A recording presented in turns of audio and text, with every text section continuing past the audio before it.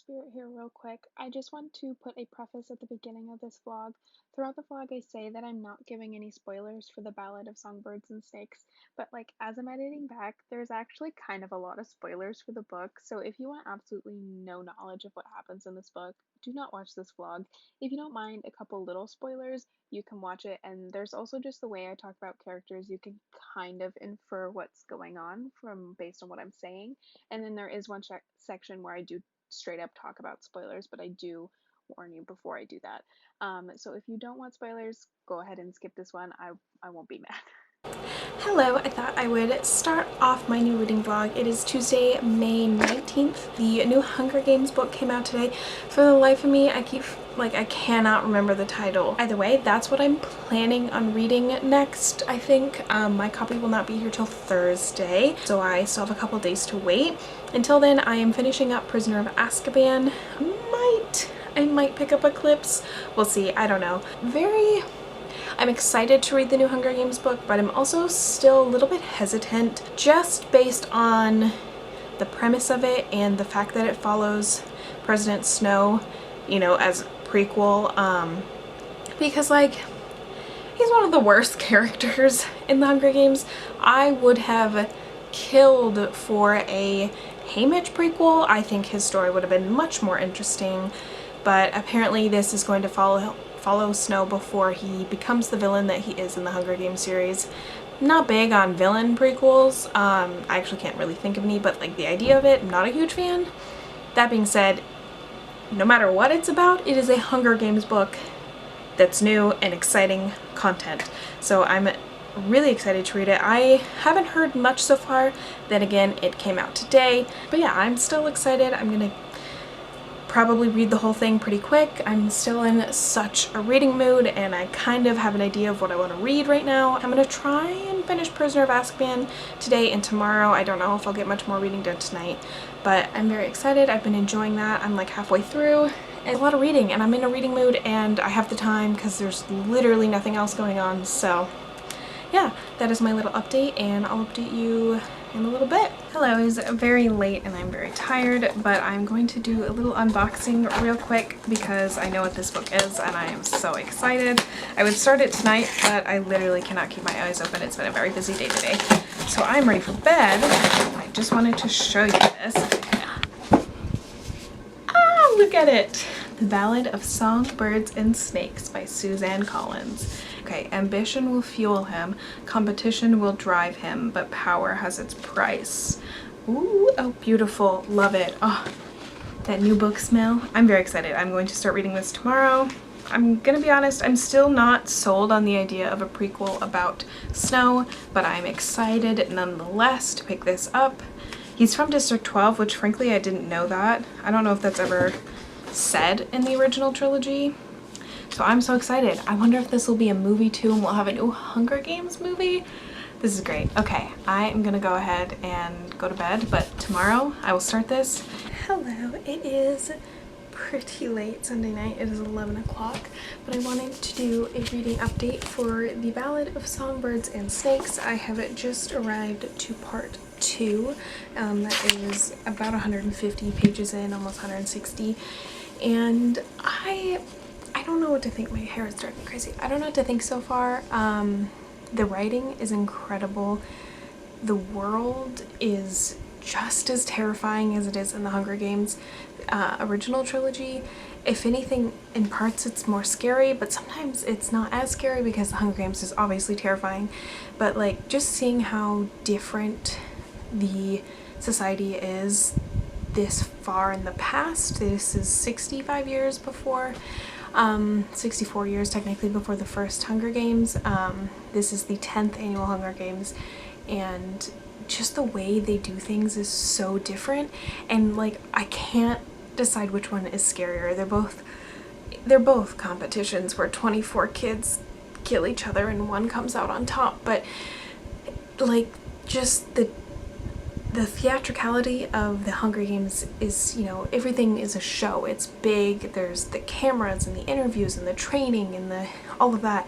And back in this time, it's only the 10th Hunger Games and there's none of that. There's not the cameras and the costumes, and they're starting to get into that. You can see that. I'm trying to keep this like spoiler free for the most part, like no big spoilers. But yeah, so that's really interesting to see. So far we are following Snow. First of all, did I say his name is Coriolanus? Whole time thought it was Cornelius, by the way. I looked up how to say it. I think it's a Shakespeare name. I don't know or care. It's dumb and I hate trying to read it in my brain because my brain gets stuck on the name every single time it comes up, which is a lot considering he's the main character. I don't like him like at all, but which is, I don't think that's the point. He's an unlikable character even when he's young, and maybe if by some chance I read this first and then went on to read The Hunger Games, maybe it would be different. But like, I watched Mockingjay Part 1 and 2 tonight, and everything Snow does in those movies is, and in throughout the Hunger Games book series, is just so terrible, so evil. And I know like in the end of Mockingjay that they make a point in saying President Coin is just as evil, just in a different way, and they sort of show the two sides of that. But I don't know so far. The mixed feelings, I'm rambling, oh my god, the mixed feelings I have on this so far is just because I don't at this point understand what the purpose of this book is. Is it just, I'm gonna make another Hunger Games book, everyone's gonna buy it and read it and it's just for fun? Or is there a greater purpose? I don't think anything that could happen in this book is gonna make me gain some sort of sympathy for Snow. He is the person who dropped a bomb on the hospital in District 8 that had only women, children, and like wounded people, and I just don't see myself feeling an ounce of sympathy for him. He does such terrible things. Also, he was the proponent of the Hunger Games for so many years. I don't know exactly when he became president and how long he was president and before like Hunger Games started, but I think it was a long time. I don't think there's like a term length in this world because they don't really have democracy, do they? I don't think they do. There's the Hunger Games. So he was such a big part in that terrible thing for so long. I mean, like, look at the year Finnick won. He was, what, 14 when he won? So a 14-year-old killed, 20 plus kids. Snow made that happen, and he killed Seneca Crane in the first one, and he's a big reason he's the reason pretty much all the characters died in the Hunger Games, with maybe the exception of Prem, since it was the rebels that did that, but I don't know what to think so far. I don't know. I like it. I like diving back into this world, as horrifying as it is. I'm documenting all my thoughts because I feel like I'm gonna have a lot of them. I will say, so Snow got the tribute from District 12, the girl. I don't know what to make of her yet. She's interesting. She's obviously got a lot of heart. She says she's not even from District 12. She's from, like, I get the feeling it's like this gypsy type of community and she kind of is showing a lot of care for Snow, and he doesn't know what to make of that because he's also grappling with the fact that she's more than likely going to die. Sejanus, I don't know how to say it, but he is from District 2 but has been moved to the capital when he was a kid because his parents are so rich. I don't remember. They got rich, I think, off the war. He feels super, super guilty about being a mentor for the tributes because he got a kid from District 2 and he doesn't want them to die, but he doesn't know how to get out of this. I really like him. He has a moral compass. 150 pages in. The Hunger Games haven't even started yet. This has all been leading up, and there have been so many deaths so far. I'm gonna go read a little bit more and I'll probably update you tomorrow. I want to finish this in the next couple of days. That's my hello, a reading update from the exact same spot where I am literally always sitting. I have reached about the halfway point in the Ballad of Songbirds and Snakes, and my thoughts have not changed that much in the last 100 pages from what I said last night. The games have started, and that has definitely been an interesting thing to see and compare how the games, now that they've started, how they work. In the 10th Hunger Games compared to the 74th and 75th later in the main trilogy. A lot less fanfare, like literally, first of all, there's not a theme. Like in the Hunger Games, like the first one, they're in a forest, and the second one, they're like on the beach and it's a clock. In this, it's like straight up like a football arena is what I'm kind of understanding, or sports arena of some kind that is very worn down, and you know, where games and stuff used to be played before the war times and now it's kind of abandoned, but they're using it for the Hunger Games, and they have for the past 10 years to my understanding. So it doesn't really make any sense. There's no cornucopia. They throw a couple weapons on the ground and then they release the kids and they're like, okay, go, which is, you know, crazy. There haven't been a lot of deaths in the Hunger Games yet. There have been some. There was the first one in the games is super violent. It was a lot. I guess I shouldn't have expected any less. There wasn't the big bloodbath like at the cornucopia like it would be in the other two games. Again, I just don't know. I don't know where we're going. Like, I don't know why I'm reading this. Like, I just don't understand the purpose right now. It's almost like she's trying to build a different version of Snow, and he's a different person. He's 18 in this, he's in his 90s in the other 3 books, and he has built a relationship with his tribute. He's the mentor, and I like her, Lucy, and she's interesting, and she definitely stands for, you know, the idea of that tribute that is plucked from their home and put in here, but I don't sympathize with their relationship. I don't understand, like, why he would even feel justified to have any sort of feelings towards her, because yeah, at this point he is like thinking, oh, maybe she could win. Personally, I highly doubt it, but we'll see. I think if she were to win, though, she maybe would still be a character later in the books, but I don't know. I don't know what's going on, and I'm just rambling. I'm enjoying the world building. I am very much enjoying getting to see a glimpse into the past of the world that one day becomes the Hunger Games, becomes the capital that we see later, the crazy makeup and the clothes and the television, like the way they cast this whole show on TV for everyone in the capital and in the districts to watch. And this, most people in the districts don't watch because they aren't forced to, 2, they don't want to see this, obviously. And even this year, in the 10th game, it's the first time anyone in the capital is even really tuning in. So it's interesting. I just, at this point, do not see why she wrote this book. I don't, like, what is the reason? I don't get it. That being said, I want to know who wins these games, and I want to know how Snow plays a part in it, and how the events of this book, I believe, will inevitably catapult him into being who he is.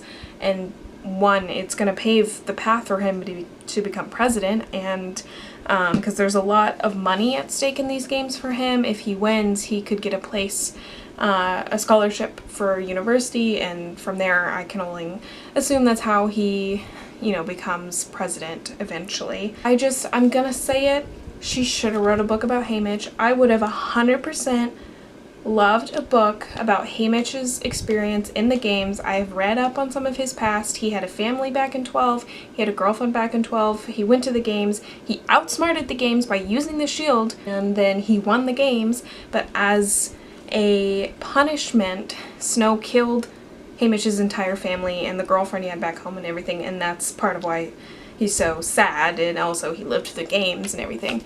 That would have been so much more interesting. Also, see, I can't feel bad for Snow. He killed Haymitch's whole family, so why are we trying to build a character in this book who's already been established as one of the worst characters ever written, I would argue. I can't think of many more people that are as terrible as Snow. He wants to rip away hope from everyone in the country, and I don't, like, it's different from, like, Voldemort in Harry Potter. He wants power. He wants to be in charge.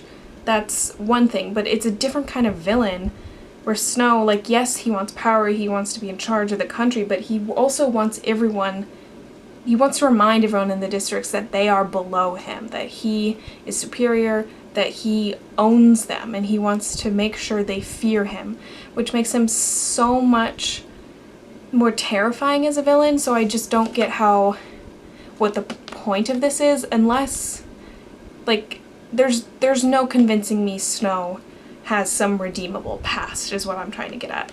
And I don't know if that is her goal here, and if it is, I completely disagree, like 110%, but then again, that might not be her goal. I have to obviously finish the book. Maybe her goal is just setting up what could have been, what he maybe could have been someone else, and then some event at the end of the book will establish him as the villain that he is. Hello, so it is late Tuesday night. It's, I don't know what time it is, it's not important. I haven't made it to part 3 yet.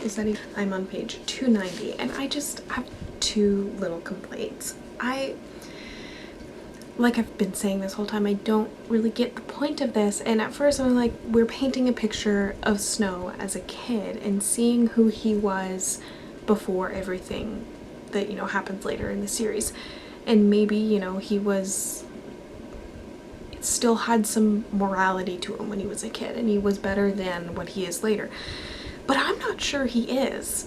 A very big thing has happened that was bad. I'm not going to spoil it, and it's a big part of the book. It's kind of necessary, but also terrifying to read. And then 2 much smaller things than that. He is visiting Janus, the only character I really like.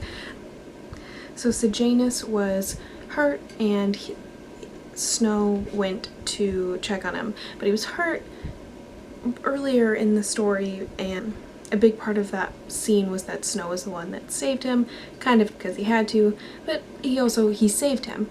And Snow goes to this kid's house with his parents, who are super rich. They came from District 2, but they live in the capital now, and I don't remember what they do. But he goes there expecting to be given a money reward, and leaves complaining to himself he didn't get a money reward.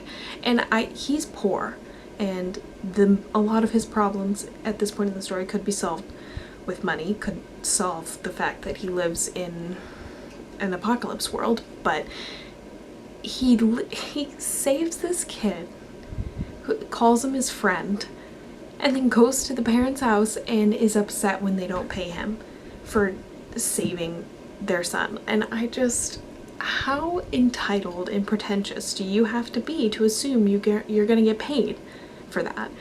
And like, it's not even, I just don't get it. And the other thing that really gets me is he goes to the house, and the mom has some of her stuff from District 2 still decorating the house, and he rags on that in his inner monologue and is like, why does she have all this crap? And he calls it like backwards community, I don't know, he insults it. And then she gives him pie and snacks. She makes him a to-go bag of food, which is good because he has no food at home, and he still has the audacity to call her pathetic in his inner monologue. And I just don't get it. What about her helping you, being kind to you, thanking you for saving her son is pathetic? She has done nothing but be nice. And he calls her pathetic in her mind. She doesn't do anything, and I just don't get it. If this was a book that was trying to sell me that Snow could have been good before he became who he was later, then he wouldn't be acting like this. He's a terrible person now with slightly less murder. I really, really, really, really wanted to love this book, and I am really liking seeing the 10th Hunger Games and seeing how that plays out and how different it is. But I hate Snow, and I know there are books out there with unlikable main characters, and that's just how the story is, but he's so unlikable. And I've never read a book where where the main character was purposely unlikable, and this does not make me want to pick up any book that falls under that category ever again. If anything more happens, I'll update you later tonight, but this is a mess. It's a mess is basically what I'm saying. Quick update because I'm very tired and my camera's going to die, but I got to part 3 in this and it was called Peacekeeper. The Hunger Games portion of the story has ended. Part of me wants to say it ended how I expected it and part of me didn't expect it, but I don't know, mixed feelings. The end of the chapter before part 3 definitely ended in a way I didn't expect. So we will see where that goes tomorrow, but I think this part 3, like post-Hunger Games portion of the story is going to lend more into the characterization of Snow and sort of setting up for the rest of his life and who he becomes, so I think that'll be really interesting. I want a book where I want the main character to win, and I know I went into this book knowing it's about Snow and that I won't want him, like I don't want him to win anything, but not even making me like him a little. I'm really tired, so I'm gonna go to bed and I will update you tomorrow. Hello, it is Thursday and it's midnight already, so I should be going to bed, but I'm gonna try and finish this. I am on page 382, so I apologize the fan is so loud, but it's hot in here. I was going to finish my book like during the day, like read all day, but I woke up with a really bad headache and literally like slept on the couch most of the day. I'm reading now and not much significant has happened since part 3 started. Snow is getting punished for what he did in the games, blah blah blah. But I just wanted to mark this occurrence because Lucy, the tribute from District 12, is singing the song The Hanging Tree, which we see in Mockingjay obviously, and I just thought that was a really cool little throwback to the other series, and I just wanted to say that on page 382, and I really like it, and I obviously like it a little bit better when Katniss sings it.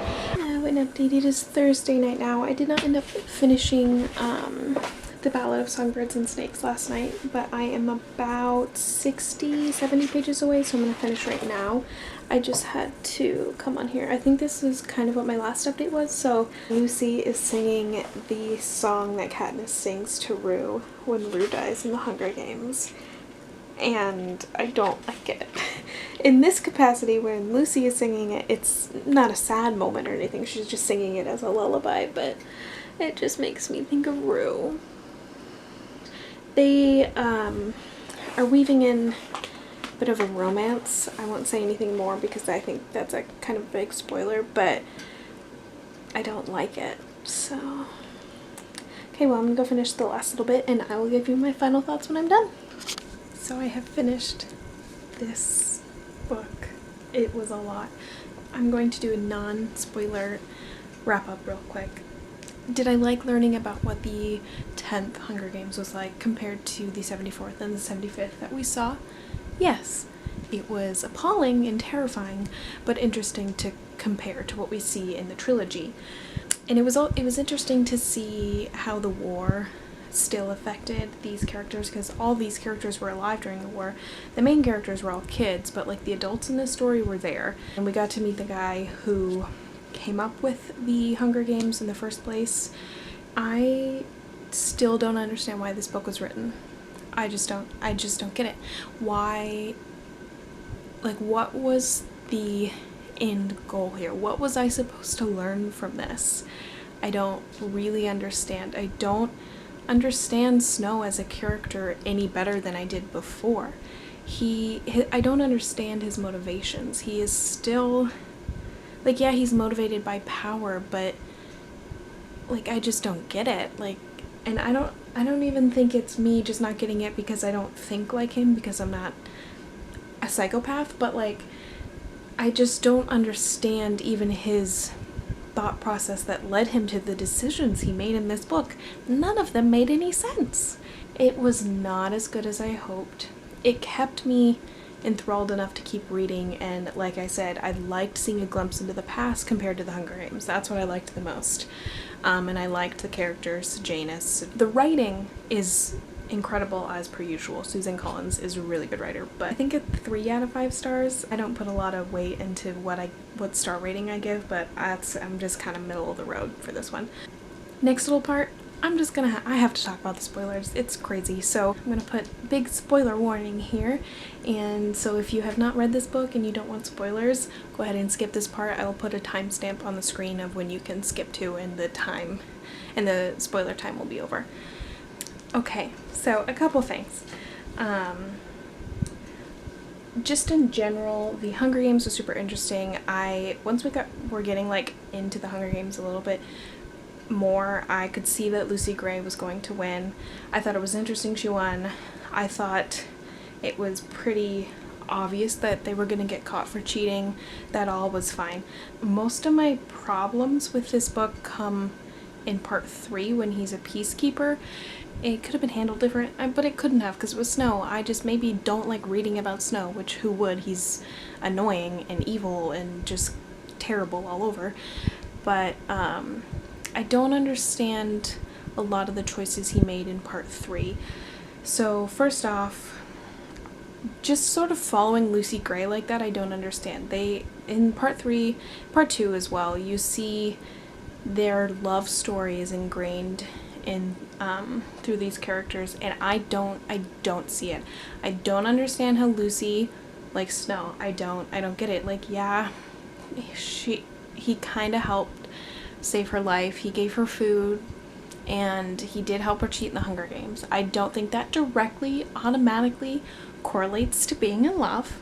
And then I fully do not think that he loves her at all. I think he is infatuated with her, and I think he wants to have complete control over her and sort of hold her as this object, and he calls it love. That I didn't like. It was just not believable for me, and maybe that's part of me projecting who I know Snow to be onto this younger version of him, but also his actions don't say I am in love with this other character. It just doesn't make any sense. Like, they don't know each other, and every time they do start to know each other a little bit more, like she reveals sort of her beliefs and he basically is like, oh well, she's from the districts and she's stupid and she doesn't understand and the capital is right, blah, blah, blah. So like and she feels the same about him. When he states his beliefs, she's like, that's not right, the capital is immoral, blah blah blah. So I do not believe that they were in love. I don't get it. It was a waste of time to read that part. My biggest thing at the end is that Snow had the audacity to turn in Sejanus, and I'm sorry if I'm saying that wrong. I cannot be bothered right now to look up how to pronounce that weird name, but he records his confession because he just wants to escape. He does not want to be a part of this world. I stand by the fact that this book should have been from the point of view of him, not Snow.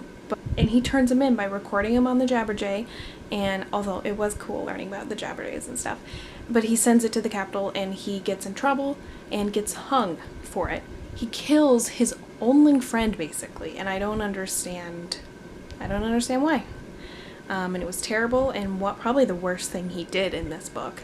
Not the worst thing he will go on to do, but it was terrible. The other thing is at the very end, he decides he's going to run away with Lucy Gray because he thinks he's going to be incriminated for murdering someone, which that murder was obviously unjust, and then when he realizes he has the murder weapon and that he could get off free by destroying this murder weapon that would condemn him, he's like, actually, I'm just gonna go back, which further proves that he never loved Lucy. It doesn't make any sense. So he basically goes after her with a gun. She realizes it before he does, and she's smart and she runs, and they fight, and he takes a couple shots, but I don't think he gets her. I think she just escapes, will go on to live her life and blah blah blah. But he just turned on her so fast, and also so quickly decided he was just going to go back to the base, keeping a peacekeeper, and at the time thought he was going to go to District 2 and become like an officer or whatever in the peacekeeper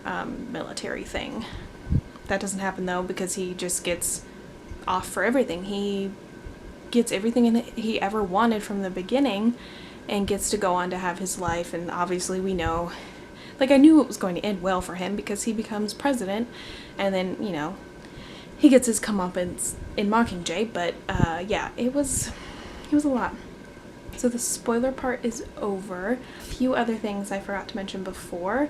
One thing that doesn't make sense to me that I feel like could have been explained in this book, since it was from Snow's perspective, is in Mockingjay we meet Tigress, who is in this book as well. She is the cousin of Snow, and I'd probably have to revisit the Mockingjay book maybe, but like when I watched the movies the other day, it mentions that Tigress had a falling out with Snow because he said like she wasn't pretty enough anymore, which I have a hard time believing that's what he would say about his cousin.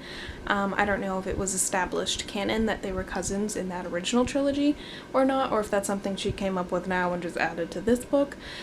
But either way, I don't see him abandoning Tigress of all people. Like, he betrays a lot of people in this book, and I think he goes on to betray a lot of people throughout his entire life, but I can't come up with a reason of why he would betray her.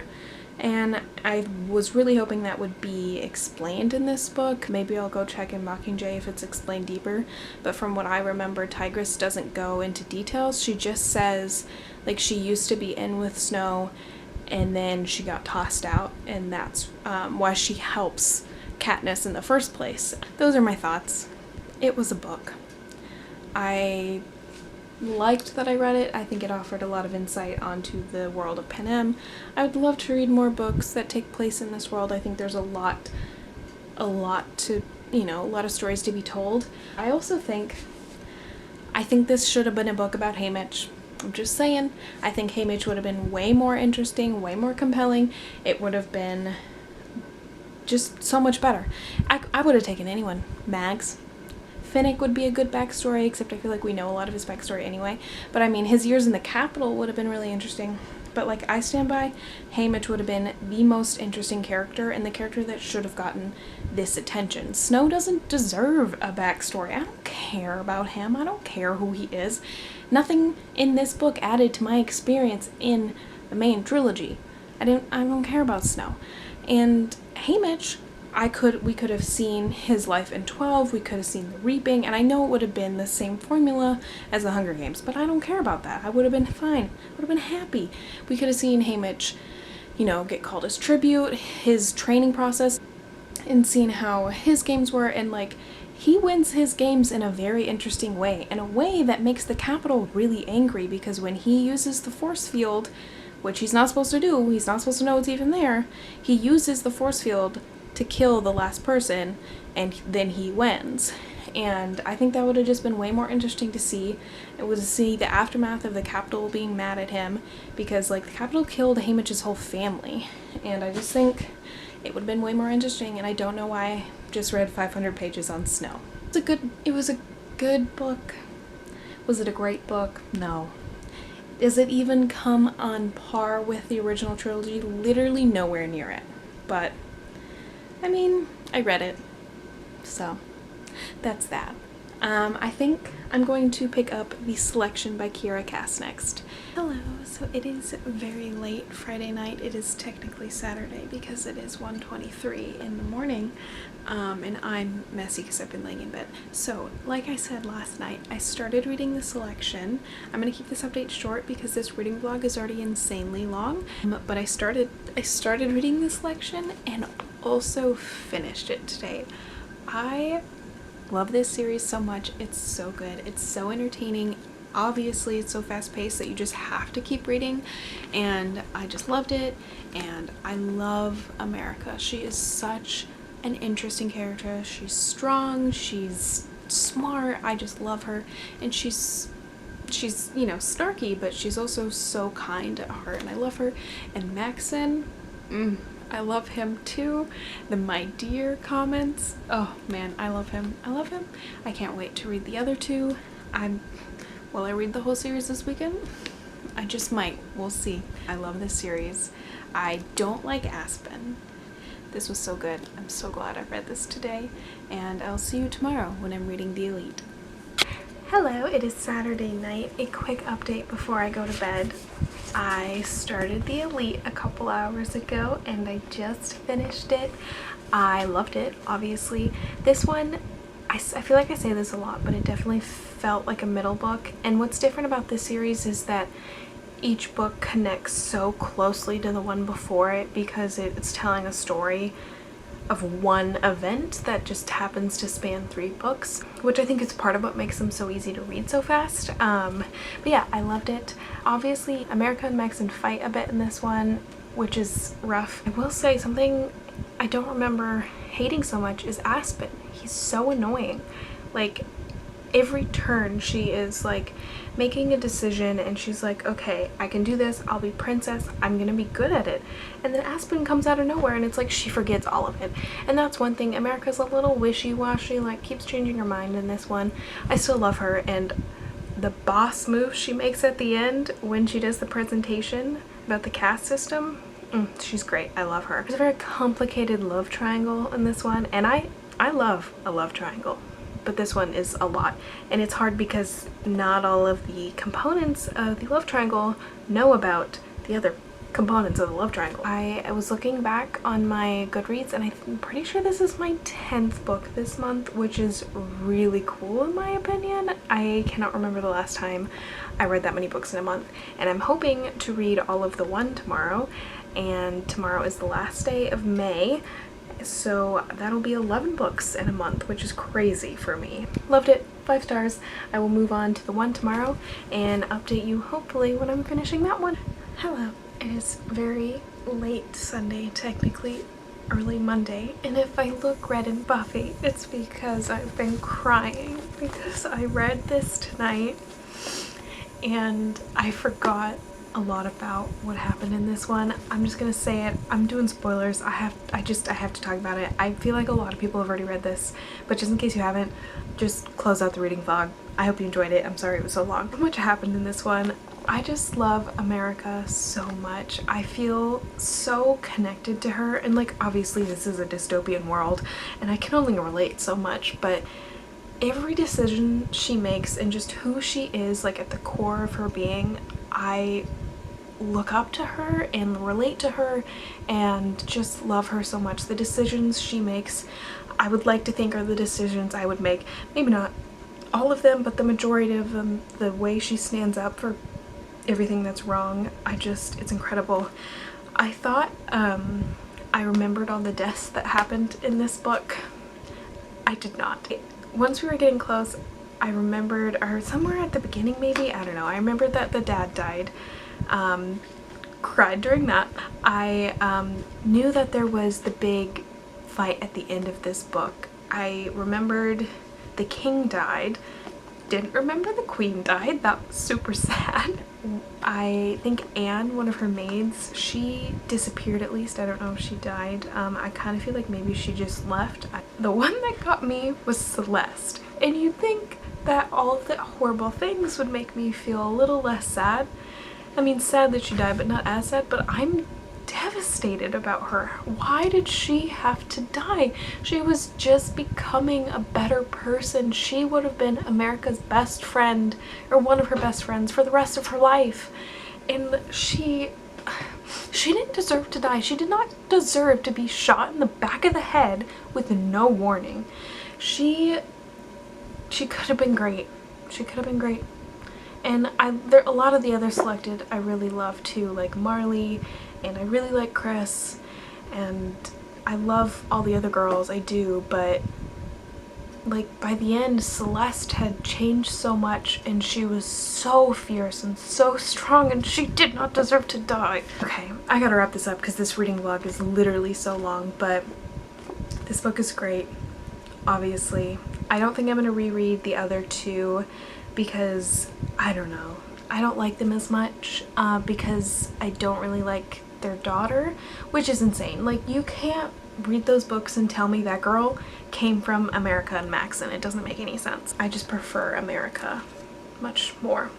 I will say, if Kara Cass, and I know she just started a new series, which I definitely want to order on Amazon, I feel like if she could revisit this series. And I know she's done a lot of novellas, and I'm planning on reading those next week, but I feel like there's a lot more in this world to be told. There's so much time in between this one and The Heir. I just feel like that time could be so interesting them dismantling the cast. There's so much interesting like politics in the story to be told, and then just to see married America and Maxon would give me so much joy, and I wish it would happen. Kara Cass, please, I beg of you.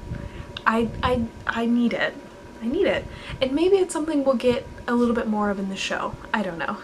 There's gonna be a show or movies, I don't know, but I'll be here for it. I can't believe I read this whole series this weekend. I'm so happy that I did.